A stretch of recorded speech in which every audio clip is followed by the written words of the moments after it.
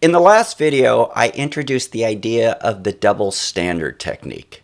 And just for a quick review, the double standard technique is when you tell yourself a lie, then you respond to it as if you're responding to a good friend. And the reason it's called the double standard technique is because we hold ourselves up to a certain standard, or we treat ourselves a certain way that we would never treat a friend. So let's take a look at that by going back to a video I made earlier, magnification in action. You're at work and you make a mistake. Then you decide it's the biggest mistake ever in the work world. And you think you're going to get fired. And you think, I'll never get a job again. Now here's a situation where you tell yourself 3 lies. Now, if a friend came to you and said all that stuff, what would you do? Well, you would tell them the truth. And that's the basis of the double standard, learning to be a good friend to yourself. Lie number 1. Then you decide it's the biggest mistake ever in the work world. A good friend responds.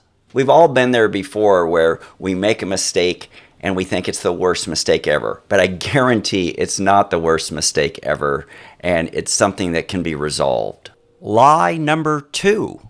And you think you're going to get fired. A good friend responds. No, you're not going to get fired. Besides the fact that it wasn't that big of a mistake, no boss wants to hire someone new and retrain someone when they already have a qualified employee. You are a qualified employee.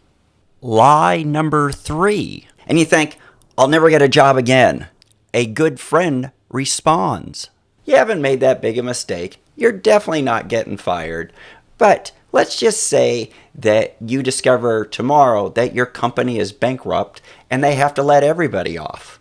You'll get another job. You are qualified for this one. You were doing well with this one. So there's other jobs out there. There's always opportunities out there. So let's stop that type of thinking and let's go for a run. Be your friend. So whenever you catch yourself telling yourself lies, step back and think about how would you respond if a good friend was telling you those lies.